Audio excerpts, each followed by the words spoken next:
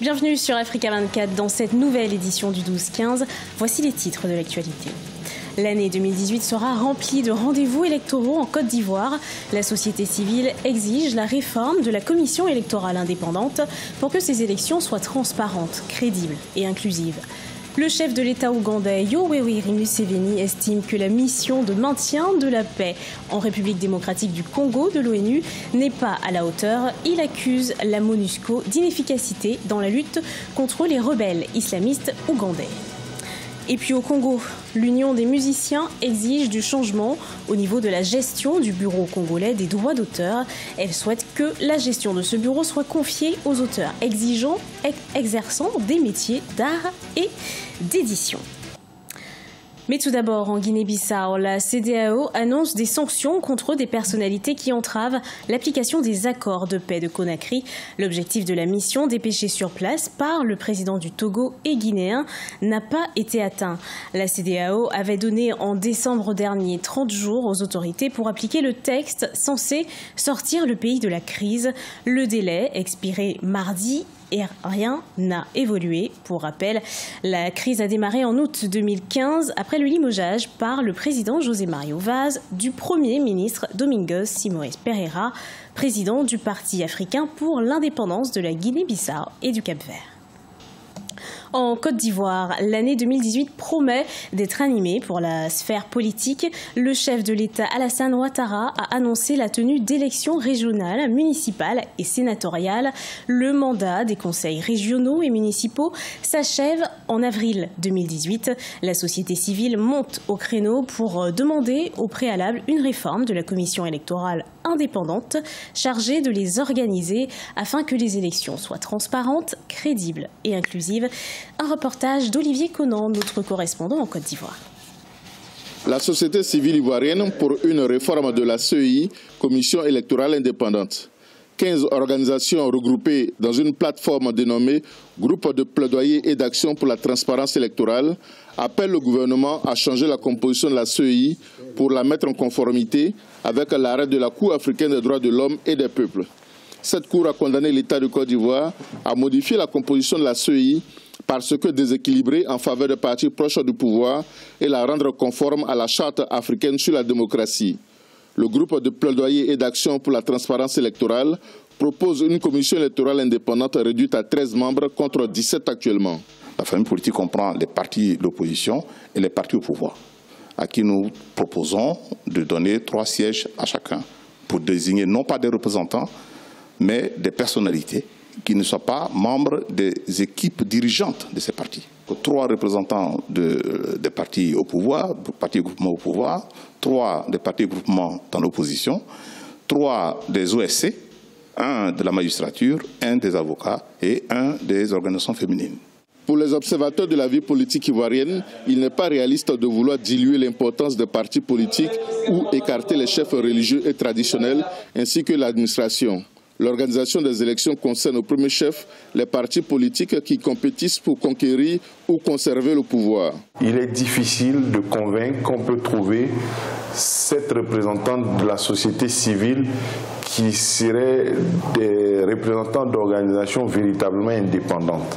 Si, voyez-vous, la société civile est de plus en plus impliquée au sein de la CEI pour organiser les élections, mais qui va contrôler encore ces élections-là? Parce que c'est encore la société civile qui va pour dire ça s'est bien passé ou mal passé. En tout état de cause, le gouvernement devrait annoncer bientôt des mesures sur les élections en Côte d'Ivoire.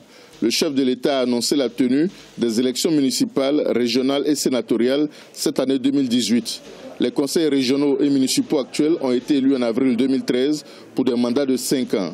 Les organisations de la société civile ivoirienne proposent également une modification du code électoral pour la tenue d'élections transparentes, crédibles et inclusives. Au Sénégal, suite au massacre de 14 personnes le 6 janvier 2018, le gouvernement sénégalais a décidé d'accentuer la répression du trafic de bois dans la région forestière de Casamance. Les autorités veulent ainsi éviter tout autre conflit, toute autre drame de ce genre. Dans ce cadre, le chef de l'État, Macky Sall, a proposé la révision du code forestier. C'est un sujet de Déo Gracias Podo. Le président Macky Sall a demandé aux forces de défense et de sécurité d'engager tous les moyens requis afin de neutraliser durablement toutes les bandes armées qui sévissent sur l'ensemble du territoire sénégalais. Mercredi 17 janvier 2018, c'est au travers d'un communiqué qu'il a réclamé de la part du gouvernement de suspendre jusqu'à nouvel ordre toutes les autorisations de coupe de bois en Casamance et de procéder sans délai à la révision du code forestier en réponse au drame de Bofa survenu le 6 janvier et ayant fait 14 victimes. Les gens qui coupent le bois illégalement dans la forêt, ils n'ont aucun permis pour le faire. Le fait d'interdire le trafic, la circulation de bois, va quand même protéger la forêt parce que il y avait installé en place un système de pillage de ces ressources. C'est nos lois qu'il faut revoir parce qu'elles sont obsolètes. Quand on attrape un trafiquant, son permis reste valable. En tout cas, c'est bien, mais je crois qu'il faut une forte volonté politique pour arrêter tout cela. De son côté, l'armée sénégalaise poursuit ses recherches en vue de retrouver les auteurs ou complices de la tuerie du 6 janvier. Depuis longtemps, la forêt de Borofay, située à proximité de Ziguinchor, la principale ville de cette région agricole et touristique, fait l'objet de tensions entre les populations. Comme un début de solution, les autorités se sont engagées à évaluer la situation de la politique pénale dans la région, notamment en matière de trafic de bois.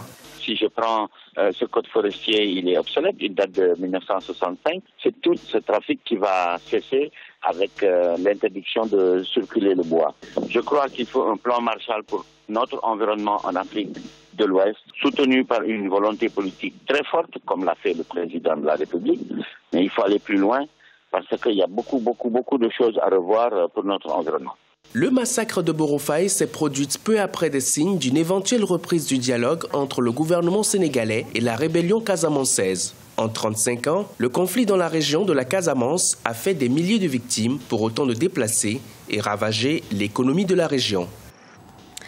En Ouganda, le chef de l'État Yoweri Museveni accuse la MONUSCO, la force de maintien de la paix, d'inefficacité dans la lutte contre les rebelles islamistes ougandais. Ces rebelles du groupe Allied Force Defense sont auteurs d'attaques meurtrières à l'est de la République démocratique du Congo. Ce n'est pas la première fois que le chef de l'État ougandais critique la présence militaire de l'ONU en RDC. Les explications de Nathalie Mo.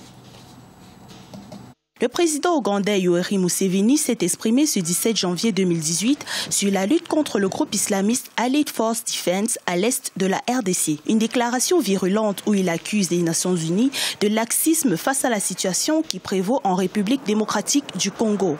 Les Nations Unies sont responsables de la préservation du terrorisme en République démocratique du Congo. Yoweri Museveni a ainsi critiqué l'inefficacité des casques bleus face aux attaques perpétrées par le groupe islamiste AFD dans la zone de Béni, située à la frontière entre la RDC et l'Ouganda. Ce n'est pas la première fois que le chef de l'État ougandais tient des propos acerbes contre la présence militaire de l'ONU en RDC. Pour certains observateurs, cette attitude est une sorte d'ingérence dans les affaires politiques et sécuritaires de la RDC. Pour d'autres, cette déclaration s'inscrit dans le cadre de la coopération bilatérale qui existe entre la RDC et l'Ouganda.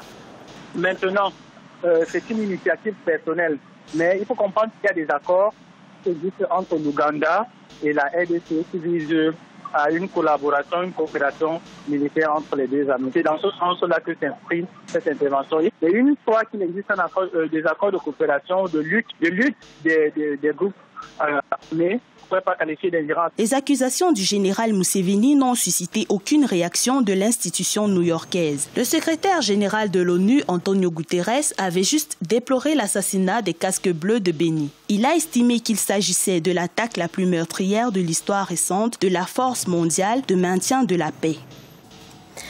L'Union des musiciens congolais réclame une refonte de la gestion du Bureau congolais des droits d'auteur, créé en 1986. Le collectif de musiciens souhaite que la direction de ce bureau soit confiée aux auteurs exerçant les métiers d'art et d'édition comme dans d'autres pays. Mais pour l'actuel directeur du BCDA, dans une telle structure, la gestion ne peut être confiée aux sociétaires. C'est un sujet de Deva Penzou. Plus rien ne va entre l'Union des musiciens congolais et le Bureau congolais des droits d'auteur. Au cours d'une conférence de presse tenue le samedi 13 janvier 2018 à Brazzaville, les musiciens ont annoncé vouloir diriger le BCDA, car selon eux, ce bureau ne peut plus continuer à être dirigé par l'État. Ils ont ainsi sollicité une réforme profonde de cette institution afin de doter le musicien congolais d'un statut juridique. Cette structure qui est régie par une loi qui est devenue caduque doit s'arrimer à d'autres sous d'autres cieux, tels la Socoda en RDC, tels la SACEM en France, qui fait que les artistes ont une plus large participation dans la gestion et les recettes sont gérées de façon autonome. Tout en rappelant que la clé de répartition est 35% pour le fonctionnement du BCDA et 65% sont repartis aux artistes musiciens au Congo-Brazzaville. C'est tout le contraire qui se fait. Les musiciens réclament depuis plusieurs années la transparence sur l'exploitation publique de leurs œuvres. Selon eux, les fonds reçus seraient maigres. Certains artistes perçoivent presque régulièrement des droits d'auteur à hauteur de 2000 francs CFA, alors que plus de 200 millions de francs CFA découleraient du recouvrement des droits d'auteur auprès des véhicules de transport en commun. Mais le BCDA travaillerait dans le sens de revoir à la hausse les fonds réversés aux artistes. Dans aucune structure de droits d'auteur au monde, la gestion est confiée aux sociétaires. Les administrateurs soient nantis d'un peu plus d'autorité pour faire en sorte que l'assiette au niveau du recouvrement soit élargie et que les montants aujourd'hui considérés comme un peu faibles prennent de l'ascenseur, je veux dire. Pour les artistes, les droits d'auteur ne constituent en aucun cas une aide ni une faveur, mais plutôt l'affirmation juridique du fait que les écrivains et les artistes ont un droit de propriété absolue sur leurs œuvres. Le Bureau congolais des droits d'auteur a été créé en 1986 par le décret numéro 86-813 du 11 juin 1986 afin de servir d'intermédiaire entre les créateurs d'œuvres d'art et littéraires et les aider à en tirer profit. Dans l'actualité sportive, coup d'œil sur la 5e édition du championnat d'Afrique des Nations qui se déroule depuis le 13 janvier au Maroc. À l'issue de la 2e journée, la Côte d'Ivoire a été éliminée. Elle a perdu contre la Zambie 0-2. Dans ce groupe B, la Zambie est donc en tête, suivie de la Namibie, de la Côte d'Ivoire et de l'Ouganda. Autre match de la journée, la Namibie s'est imposée 1-0 contre l'Ouganda. Aujourd'hui, place au groupe C, la Libye affrontera le Nigeria à 16h30 GMT. Ils lutteront pour la première place et le Rwanda sera face à la Guinée équatoriale à 19h30 GMT. C'était le journal de la rédaction. Merci de votre fidélité. Retrouvez dans un instant une nouvelle édition de l'actualité sur Africa 24.